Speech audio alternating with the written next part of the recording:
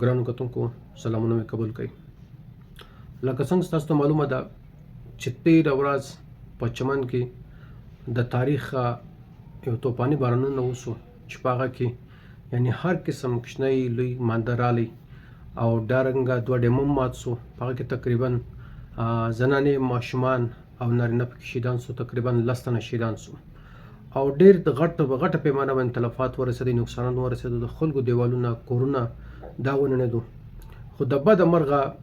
مرغه د 2 ساعته پورې چې د 24 غنټې څخه زیات وخت تېر شوی دی، ضلعي انتظامیه صرف د لفظي بیانو د حد پر محدوده ده. پاتې سو صوبایي حکومت په خپلو محکمو باندې بندرباړ باندې اخته دی. د چمن د عوام چې دا وخت یعنی ډېر بیکاره حالات کې ژوند کوي، شپې ورځې سبا کوي په یخ کې او د شنه اسمان لاندې ماشومان ورسره دي، بچیان ورسره دي، زنانې دي، یعنی د سر د پناه ځای نه لري. او دارنګه د خوراک قلت دی، هلته د اوبو قلت دی، بجلي د نن دویمه ده چې نسته، مواصلتي رابطې چې دي هغه منقطع دي د ټوله ملک څخه، یعنی انټرنیټ ټلیفون سم کار نه کوي. دارنګه سړکان چې دي هغه درم برم سوي دي. نو پاتې سو چې همیشه به خلکو ویل چې هغه پوځي ادارې هغه ډېر کار کوي، خو د بده مرغه د دې پله موږ دا لیدی سو، موږ دا ویلی سو چې پوځي ادارو هم د چمن د ښار د ولس دپاره چې په دانس په کم مشکل کې دي، په کم حالات کې دي، هغو هم هېڅ کار نه دی کړی. موږ چا باندې اعتراض نه کوو، څوک ښه کار کوي هغه ته ښه کار وایو، ښه وایو چې څوک بد کار کوي یا نه کوي هغه ته به خامخا موږ بد کار او نه په ګوته کوو به. په ګوادر کې هم دارنګه سیلاب رالی،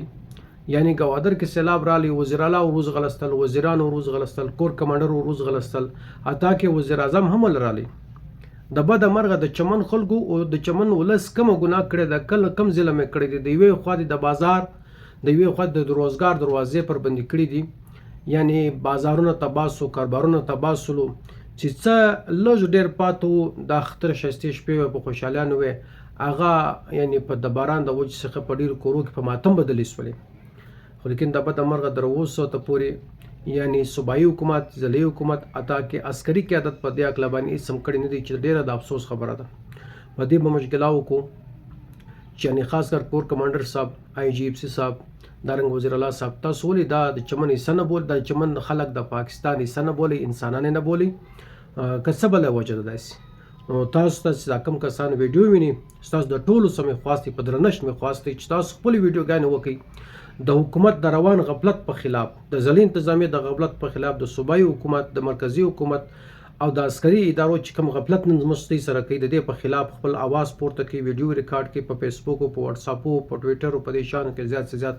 شیر کړئ. دارنګه خاموشه مه کښېنئ لکه دا اوسې ناست یاست، دروازه باندې هم تې خاموشه ناست یاست، غله رایلاسي شر لرم تې خاموشه ناست یاست،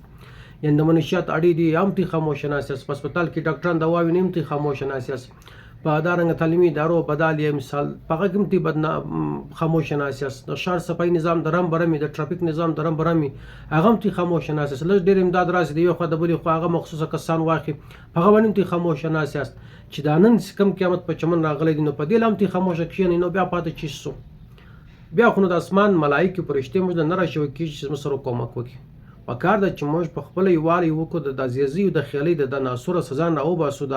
یو د بل چې د پښو سره کشو، د پښو سره نیولې، د دې سزا نه راوباسو، د خپل حق دپاره اواز پورته کړو. څوک څه کوي، څه ظلم سره کوي زموږ سره، ظلم موږ په خپله کوو. پکار ده چې موږ په خپلو اولادو، په خپلو بچیانو، په خپلو فامیلو باندې نور ظلم نه وکړو، د ظلم د جبر په خلاف اواز پورته کړو، د حق اواز پورته کړو. نو ستاسو مو خواست دی دا زما دا ویډیو چې زه ریکارډوم دا تاسو ګورئ، دا زیات څه زیات مخته د سره شیر کړئ او تیم د غفلت په خوب نور مه بېدېږئ، راولاړ سئ، راپورته سئ. څوک چې کرپشن کوي، څوک چې ناجایز کوي، څوک چې ناانصافي کوي، او خاص کر په دا رقم حالات کې کوي لکه دا نن چې په چمن باندې چې قیامت دی، یعنې د قیامت څه کم نه دی. ټولې لارې تی ته معلومې، کوڅې تی ته معلومې، همسایګان تی وینئ، بعض کسان په خپله دا ویډیو ویني چې څوک متاثره سوي، دا ټول په دې خبر یاست. پکار دا ده چې چمن هنګامي بنیادو باندې افت زده قرار کړي او انکوایري وسي، د چا چې نقصانات سوي دي، د چا چې تلفات سوي دي، د هغه هغه دپاره شفافه کمیټۍ جوړه سي، هغه ته دغه سره مالي کومک وسي. دا رقم نه وسي لکه تېر وارې چې کم کرپشن ضلعي حکومت کړی، صوبایي حکومت کړی دي، مرکزي حکومت هم ورسره وکړي، یعنی په هغه کې د 1200 د سیلاب زدګان دپاره په اربور پیسې راغلې، هغه پیسې د نن ورځې پورې ورکې دي، هغه په دې ورکې دي چې موږ خولو ته کلپان واچول. که موږ ته چیرې خولو ته کلپا نه واچوو یار بیا زه په ګارنټي درته وایم چې هېڅوک زموږ ته حق نشي در پښو لاندې کولی نه یې خوړی شي نه هضم کوی شي. زموږ ته حق هغه وخت دا ظالمان دا جابران دا بعضې رشوتخور افسران وزیران در پښو لاندې کوي او په خپله خېټه کې چې کوم وخت موږ ته خاموشه سو نو که زموږ ته خاموش سو بیا به مې خامخا دغه حال لکه دا نن چې په چمن کې د باران د وجې دی نور پرېږده نور خو ما مخکې ما اشاره وکړه منشیات اډې ته مو وکړه غلاو ته مو وکړه روزګار ته مو وکړه باډر ته مو وکړه لا خو پرېږده دا پرون چې کوم قدرتي آفات راغلي په چمن کې نازله سولو او د دې د مخنیوي دپاره سرکار څه وکړو 1% کار یې نه دی کړی 1% کار یې نه دی کړی درواغ به نه سره وایي در حق خبره به کوو خدای پاک موږ ته عزت ذلت رس روزي راکوي ژوند راکوي د سا د خدای به اختیاره موږ ته نه څوک شی نه هېڅوک را څوک شی شي د خدای لاندې چا څه مه بیریږئ اواز پورته کړئ اواز پورته کړئ راوځئ اواز پورته کړئ د حق اواز پورته کړئ د رښتیا ملګرتیا وکړئ د خدای په خاطر وکړئ د خپلو ځانو په خاطر وکړئ د خپلو اولادو په خاطر وکړئ دا رقم مه کوئ چې ستۍ ورته ناست یاست ستۍ پر سر باندې سوداوې کېږي